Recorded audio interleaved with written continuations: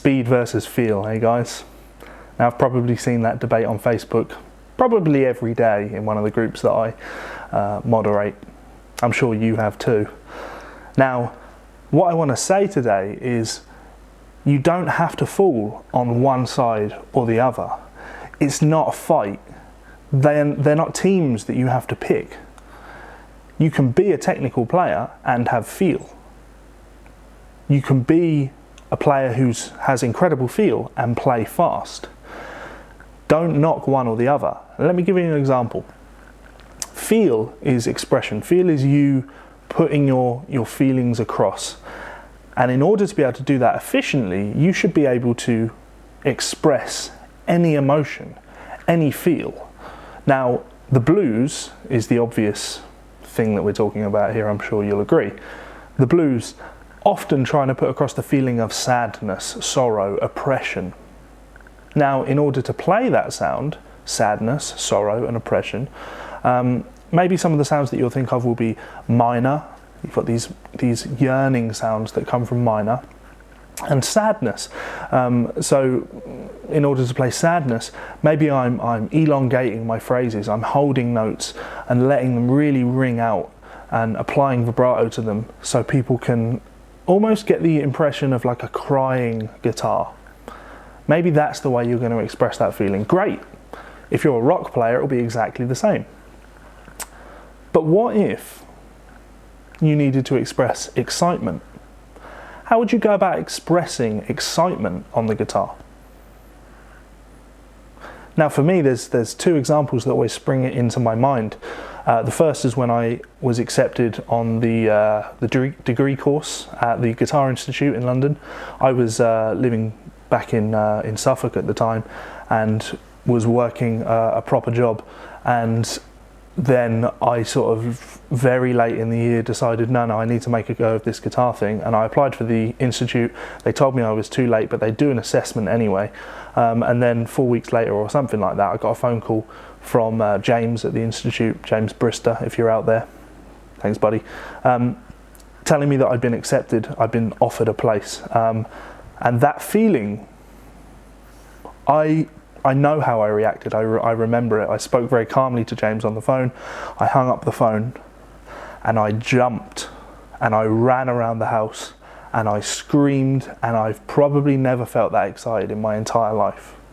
Another example might be something that you may be able to relate to. Let's say you're out with your friends and you get a text. You look down at your phone. It's from a beautiful woman. Open the text. Maybe it's a picture. Maybe it's just words saying, I'm in your bed, get home now. How would you express that feeling? Now, if you say anything other than, with a flurry of notes, excitement, explosion, then you're a fucking liar. Simple as that. Speed is nothing more than a tool that we use to express ourselves. Now, it's very important that you don't get me wrong here. Obviously, I'm not suggesting that when someone just plays fast, that's good. We'll have another video on that shortly. What I'm saying to you is that don't shoot someone's playing down just because they play something fast. Eric Clapton, one of the great feel players, I mean not one of my favourites, but one of the greats, he played fast. If you listen to his work in Cream, he's playing fast. And someone like Yngwie Malmsteen, he does play slow. In fact, Malmsteen is often right at the spearhead of the "oh, you play too fast" movement. Malmsteen, the reason he's so popular is because he's got feel. Incredible feel. His vibrato is second to none. His timing is second to none. When you compare him to another shredder like Rusty Cooley, who's a great player, but in my opinion doesn't have as much feel. I mean, he has feel, but it's a different sort of feel. It's more of a robotic, clinical, very, very composed, mathematical feel. Not a bad thing, but just not as expressive to me in the way that I kind of want to express myself or enjoy expression when I'm listening to something.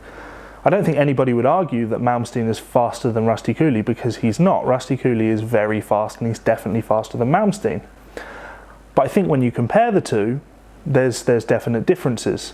Now, it's down to you to decide what those differences are. It's down to you to put that into words, but there is a difference there. I would say that Rusty Cooley has a clinical sound. Guys like Michelangelo, they have that clinical sound. Malmsteen has more of an explosive, free-flowing sound. Guys like Eddie Van Halen, that explosive, free-flowing sound. It's a sense of feeling. Now, the same could be true of players like Stevie Ray Vaughan. In fact, Stevie Ray Vaughan, one of my favourite blues players of all time, the guy played fast. The guy played really fast. Like, really fast. Especially on slow tunes. Now, when you think about that, why play so fast on a slow tune? It has more of an effect. If you're playing on a fast tune where you're playing at 160 BPM and you play fast, are you playing fast, or are you just playing in time with, the track? When you play fast over a slow tune, it has that feeling of being even faster, because everything behind what you're playing is so slow and grinding, and you've got this blaze of notes over the top of it. It's an effect. Stevie Ray Vaughan used it. Eric Clapton used it. It's something that you hear in players like Joe Bonamassa. You hear it in Eric Johnson. You hear it all over the place. Kenny Wayne Shepherd. Dan Patlansky is a new guy on the scene that's fantastic. I interviewed him recently, and the guy's got flair. He's got excitement in his playing. It's there. Walter Trout will play fast. Maybe not shred levels of speed, but these guys do play fast because it's a tool that they use. So what I'm saying to you guys is, don't shoot someone down just because they're playing fast. It might not be quite as you've initially thought. Thanks for checking out the video, guys. Please check out my album, Out of the Ashes by Hellcat Molly. I'd really appreciate your thoughts on it. And if you've got any comments on this subject, please drop them in the comments below. Thanks again. I'll see you next time.